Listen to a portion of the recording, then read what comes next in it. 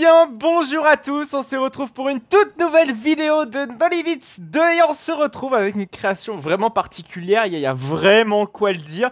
C'est une création, une recréation même d'un coaster qui existe, qui a même été développé à bon nombre d'exemplaires. Je pense que ça surpasse complètement les boomerangs Vekoma ou même les SLC, tout ce que vous voulez de chez Vekoma. Ce sont les coasters Knex. Alors pour ceux qui prennent le truc en cours de route et qui ne savent pas ce que c'est qu'un coaster Knex, je pense que c'est quelque chose qui a un petit peu bercé l'enfance de à peu près un quart des coaster fans, s'ils sont relativement vieux et qui n'ont pas touché, on va dire, à un ordi dès leur plus jeune âge. Bref, c'était l'instant un petit peu vieux. Donc les coaster Knex, en fait, si vous voulez, c'est des petites pièces comme ça que vous pouvez assembler. Que ce soit des barres, des petits connecteurs, etc., que ce soit coudé, que ce soit assemblé. Enfin bref, c'est vraiment plein de petites pièces qui nous permet donc de faire des coasters. Alors, de mémoire, je crois que les Knex n'étaient pas uniquement disponibles pour les coasters. Vous pouviez le faire pour autre chose, mais j'en ai absolument pas la certitude. Mais moi, j'ai clairement que des coasters. Enfin, j'en ai eu qu'un seul d'ailleurs de Knex. Mais j'ai l'impression d'avoir vu que des coasters ou que des coasters m'ont marqué chez la firme Knex. De mémoire, il y a eu d'autres concurrents que les Knex, mais j'en ai pas la certitude, donc on va peut-être pas trop s'attarder là-dessus. Mais bref, du coup, c'est une création vraiment particulière. C'est vrai qu'on a l'habitude de présenter des créations réelles, réalistes, mais là, c'est quand même vachement marrant quand même d'avoir un coaster Knex dans ma série dans No Limits 2, parce que même d'avoir recréé carrément un coaster Knex dans No Limits 2, ça c'est clairement assez exceptionnel et assez incroyable. D'ailleurs, si vous voulez vous-même tester ce coaster Knex, n'hésitez donc surtout pas à aller dans le lien dans la description, évidemment après cette vidéo, pour pouvoir un petit peu la tester par vous-même, si jamais vous avez la curiosité de le faire. Donc ce qui est bien, c'est qu'on a un double track, donc un gauche, un droite. Ça ressemble beaucoup au El Loco SNS dans son esprit, c'est-à-dire très en hauteur, et au El Loco par exemple de Frépertuis. Bon, évidemment, heureusement que le El Loco de Frépertuis n'a pas une station en inverted. Là, très clairement, ça ressemble plus à un layout de Flying Coaster, finalement. Ouais, un Flying Coaster avec ce layout-là, ça peut se tenir. Bon, peut-être pas avec la dose de G qu'on a l'air de se prendre visiblement dans ce petit loop. Très honnêtement, je pense que ce n'est clairement pas la philosophie de devoir le prendre, ce truc-là, en réalité. Mais bref, on va aller embarquer donc dans le premier layout. On va aller donc se chercher un petit train. Je pense qu'on va prendre le layout vert. Oui, j'ai essayé, mais malheureusement on n'était pas dans le bon timing pour pouvoir tester l'autre petit coaster. Putain, c'est bien, en plus on a toutes les animations, l'animation de la roue dentée et tout. Franchement, c'est vraiment cool. Donc c'est parti, on tente le parcours orange. Donc nous sommes sur le lift. Bon, malheureusement on perd tout notre repère parce que tout l'environnement est de noir vêtu, j'ai envie de dire. Donc on ne saura absolument pas distinguer de l'endroit de l'envers et c'est ça qui est assez perturbant. Donc c'est pas, ouais, c'est même complètement gerbotron quand on est là-dedans, mais c'est en tout cas marrant de faire une on-ride d'un coaster Knex. Faut dire que les coaster Knex, ah ça y est, on a fait le tour du premier layout. Faut dire que les coaster Knex, c'était un petit peu compliqué quand même d'accrocher une GoPro aux heures de sa sortie, parce que bon, les Knex, ça date de quoi, des années 90, début 2000, années 90, donc mine de rien, ça a l'âge, enfin ça commence à dater ces trucs-là. Et mais je pense que ça existe toujours. Mais moi, il me semble que vous pouvez toujours acheter des coaster Knex. C'est pas déconnant. Merde, par contre, j'aimerais choper le deuxième layout, s'il vous plaît. Voilà, on est dedans. Ce qui est bien, c'est qu'il a fait ça de manière assez intelligente, parce que c'est vrai que les trains Schwarzkopf sont les trains les plus ressemblants au coaster Knex, même si voilà, c'est un mélange entre Aerodynamics les trains et un mélange de Schwarzkopf, parce que les trains sont vraiment très pointus. Oh putain, oui, ça y est. C'est le fameux loop, je crois, qui... Ah non, dans le loop, il va arriver. Ah putain, mais en fait, il est ultra court ce layout. J'ai l'impression que le orange, enfin le vert, ouais, le vert, il est carrément plus court que le orange. Le orange, il traîne beaucoup plus, il y a beaucoup plus de layout, enfin bref. Ouais, donc bon, c'est des coasters pas réalistes, généralement les Knex. Moi, j'ai déjà essayé d'ailleurs de faire un coaster Knex relativement réaliste. Bon, le problème, c'est qu'il n'était jamais bouclé parce qu'il n'y a jamais trop de longueur de rail à ces trucs-là. Mais en tout cas, voilà, si jamais vous avez l'occasion, vous aimez vous servir de vos mains, n'hésitez pas à construire un coaster Knex. Pourquoi pas me le poster une petite story sur Instagram en m'identifiant pour que je puisse un petit peu vous réidentifier si jamais vous avez fait un beau coaster Knex. À vous, pas un coaster Knex qu'on retrouve par exemple sur YouTube, parce qu'on a plein de créateurs de coaster Knex qui postent ça sur YouTube avec leurs on-ride, avec des layouts en mode dueling parfois. Enfin bref, c'est complètement fou et bon, faut avoir du courage un petit peu pour passer du temps sur ce genre de choses qui est complètement faisable. Mais voilà, faut vraiment aimer le truc pour faire tout ça. Voilà. Donc on va s'arrêter là pour le merveilleux Coaster Knex. Hein, je le rappelle, si jamais vous souhaitez le tester, vous pouvez cliquer, le retrouver dans la description de cette vidéo. Donc on passe à une création quand même beaucoup plus réaliste que celle-ci, ou tout du moins un peu plus normale, j'ai envie de dire. Avec Gersh Product. Gersh Product, c'est donc le nom de cette attraction. Alors comme vous pouvez le voir, ça a l'air d'être un long layout qui utilise très bien visiblement la colline, hein, parce que visiblement le coaster est très en hauteur, même parfois même un petit peu trop irréaliste, mais bon. Putain, ce serait tellement sympa d'avoir un coaster de la sorte comme ça, mais vraiment à flanc de colline qui remonte comme ça, vraiment par exemple dans les Alpes. Ce serait super intéressant, mais bon, pour construire ça, parce que il y a toujours des problèmes de propriété avec dans les montagnes, donc voilà, direct faire ça, c'est tout de suite beaucoup plus compliqué. Surtout que le coaster a l'air relativement étendu. Oui, je voulais juste faire une petite parenthèse par rapport au coaster Knex, parce que j'ai même pas dit son nom, c'est Cobra's Curse, qui n'a rien à voir évidemment, je pense que vous l'aurez remarqué, avec le Cobra's Curse de Busch Gardens Tampa, mais voilà, c'était quand même assez intéressant quand même de le préciser. Voilà, donc on va aller tester donc ce Gersh Product, qui va pas prendre non plus un temps fou à vous présenter. Je pense que Gersh Product, ça a une grande référence à la fameuse phrase prononcée par Michael Mack en sortie de Dynamite à Fred Park Clone, qui est le petit coaster MacRide, Big Dipper MacRide, que l'on retrouve à Allemagne. Donc c'est parti, on va donc pouvoir embarquer dans le train suivant visiblement. Alors par contre, il y a un truc qui me dérange beaucoup, c'est que pour l'instant, il n'y a pas de transfert track, et je doute qu'il y a un transfert track comme ça en bas du layout parce que pouvoir faire remonter un coaster juste en haut, je pense que ça risque d'être compliqué. Ah oui, d'accord, en fait, c'est un launch LSM qui est placé juste ici.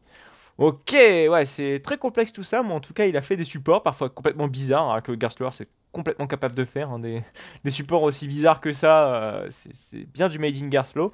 Là, par contre, ouais, ce genre de support, ça me fait penser un petit peu à la Intamin avec ses Impulse Coasters. Non, il n'y a pas des launchs quand même en inverted. Ça, c'est un truc que Mac serait capable de faire, par contre.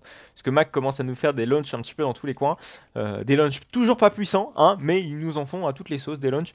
Bon, c'est pas pour nous déplaire, parce que clairement, les launchs, moi, j'apprécie beaucoup. Donc c'est parti, on va attendre évidemment que ce train-ci arrive du côté de la gare, parce que je pense qu'il va bientôt arriver déjà de une, mais surtout que le train risque sans doute de ne pas partir avant que l'autre train soit complètement arrivé au niveau de la zone de frein.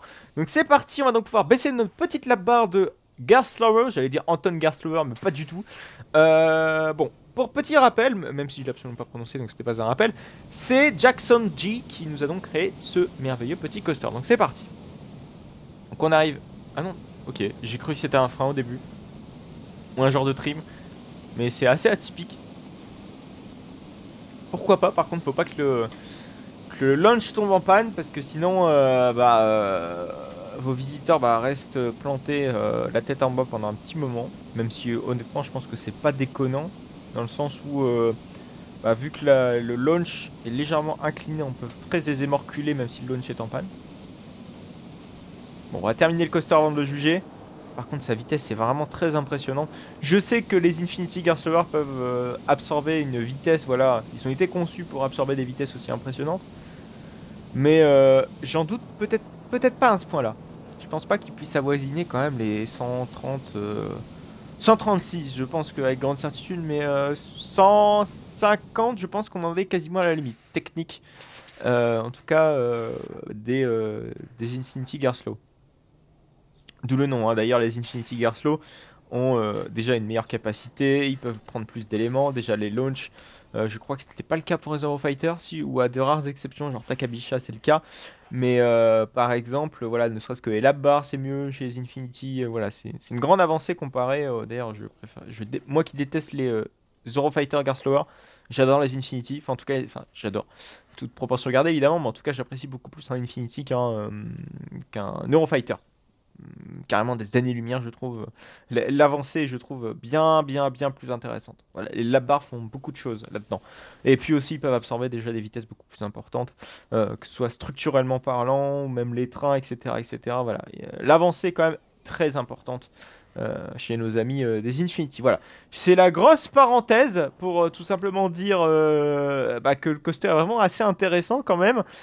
Original, là il n'y a pas de doute là-dessus, avoir des drops aussi impressionnantes et des remontées aussi impressionnantes. J'aime beaucoup déjà voir ce plan là, ne serait-ce que d'avoir les freins aussi hauts, c'est quand même une vision assez atypique. Mais j'apprécie beaucoup, j'aimerais peut-être voir un jour ce genre de coaster arriver dans un parc, même si je pense qu'à ce niveau-là, ça relève plus de la station de sport d'hiver ou station d'été maintenant, hein. C'est vrai que les stations de sport d'hiver ont tendance un petit peu à se reconvertir dans le domaine du loisir de l'été. Mais voilà, ce sera intéressant. En plus, la garde est ultra étendue. Par contre, ce stall, waouh, euh, très rectiligne, mais assez bizarre d'en voir un comme ça. Ah putain, mais son étendue est absolument incroyable. Ça pourrait très aisément remplacer l'offre, par exemple, d'une luge d'été. Hein, dans une station de ski, je pense que ça pourrait être intéressant. Mais bon, l'investissement est relativement énorme, beaucoup plus qu'une luge d'été. Donc voilà, là, faut se démener, hein. Faut attirer du visiteur pour pouvoir rentabiliser l'investissement. Voilà, donc on va s'arrêter pour cette création. Je pense qu'on a fait un petit peu près le tour. On va donc passer, je pense, à la toute dernière cette fois-ci de cette vidéo. Et elle s'appelle Lumberjack, qui n'a rien à voir évidemment avec la Scarzone de Plopsaland de Pan, qui n'existe plus d'ailleurs, qui ne va plus revenir durant les Halloween Scare Night. Donc ce coaster, donc Lumberjack, c'est un Dean Corporation. C'est ultra rare d'avoir un Dean Corporation quand même dans le lot. C'est vrai que c'est un constructeur américain qui n'existe pas chez nous. Je crois qu'on a absolument zéro coaster Dean Corporation en Europe. Donc assez curieux quand même de pouvoir en tester un jour. Visiblement qui a subi un petit retrack RMC, visiblement. Là vous le voyez, on a de l'iBox track sur certaines portions. Bon écoutez, pourquoi pas, on va découvrir ça. Peut-être qu'il a subi un vieillissement prématuré de la structure ou je ne sais trop quoi. Il a fallu rénover une partie de la structure. Bon, c'est pas déconnant comme raisonnement, mais visiblement voilà, on a affaire quand même à un hybrid track. Si on peut encore appeler ça un hybride, hein, parce que là très honnêtement, voilà, c'est assez flou quand même la limite de l'hybride, puisqu'on a par exemple l'exemple de GCI avec le coaster Lightning, excusez-moi, à Funspot Orlando qui possède des rails en acier, enfin certaines portions sont en acier. Donc vous voyez que la limite est assez floue, hein, sur l'hybrid coaster, d'autant plus que désormais on a Magnum, enfin non, vous savez à Cedar Point, on a le gros dueling qui est également avec des supports en bois, mais par contre des rails en acier. C'est vrai qu'on pourrait le qualifier d'hybride, mais bon, est-ce que c'est un RMC? Vous voyez le truc. Hybride, on a tous tendance à s'imager directement un RMC coaster, mais en réalité, le mot hybride veut dire beaucoup plus que ça. Enfin, sa plage est tout de suite beaucoup plus large. Nous, quand on pense à hybride, ça y est, c'est des airtime, c'est tout ce qu'on veut. Mais non, hybride, c'est vraiment l'utilisation de deux matériaux. En tout cas, c'est la définition même du mot hybride. Voilà. Donc la frontière est assez floue. Mais c'est vrai que nous, quand on parle d'hybride, on est tout de suite surexcité à avoir un RMC. On s'imaginer un RMC. Et je suis d'accord avec vous, on a plus envie de voir des RMC plutôt que des trucs tout pourris. Enfin encore, je mets des guillemets tout pourris parce que je ne l'avais pas testé. Par exemple le dueling de Cedar Point. Voilà, donc c'est parti, donc on gravit notre merveilleux lift de Dean Corporation. Donc c'est ma première sur un Dean Corporation, en tout cas dans No Limits 2. Mais pour l'instant je n'ai pas testé de Dean Corporation tout court IRL. Donc on arrive quasiment au niveau d'en haut du lift déjà. Quand on était tout à l'heure en bas du lift là à regarder le coaster, j'avais l'impression que le lift allait clairement à 2 à l'heure et je me suis dit putain on va vraiment traîner du cul pour pouvoir arriver en haut de ce lift. Mais bon visiblement ça va, on y arrive relativement rapidement, donc ce n'est pas un mal en soi. Donc c'est parti, on dévale donc le premier virage. Ah putain on l'a vu le petit trim, hein. On l'a tous vu ce petit trim de la mort. Aïe aïe, aïe aïe, aïe aïe. Je sens que ça tape cette histoire quand même, hein, parce qu'avec un gros virage comme ça, limite à plat, ça me fait penser à Loup-Garou et à Robin Hood. Feu Robin Hood évidemment. Oh là, par contre ça commence à s'étaler. On se demande pourquoi. Et ça s'étale sévère. Waouh. Ok, donc Desert Time. Enfin, ça par contre c'est assez complexe de le savoir. Donc là visiblement j'ai l'impression on va passer sur la portion retraquée.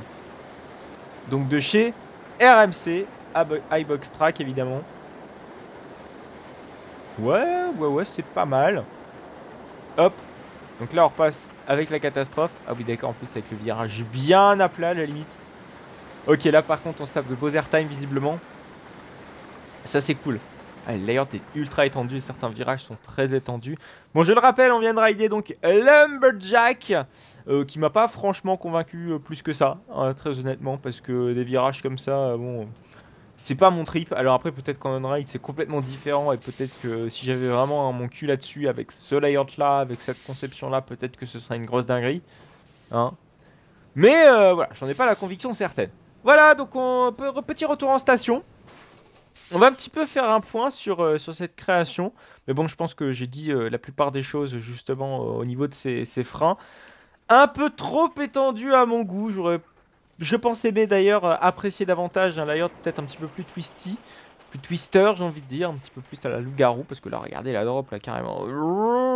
Voilà, grand virage. Bon, après, je pense que la philosophie, ce n'était pas créer justement un coaster twisty, c'était plus de créer un wooden coaster très grand, très haut, avec de gros virages, avec de grosses bosses qui n'ont pas l'air visiblement de décoller sévère. Mais voilà, en tout cas, c'est clairement le genre de coaster où le débit doit pas être exceptionnel.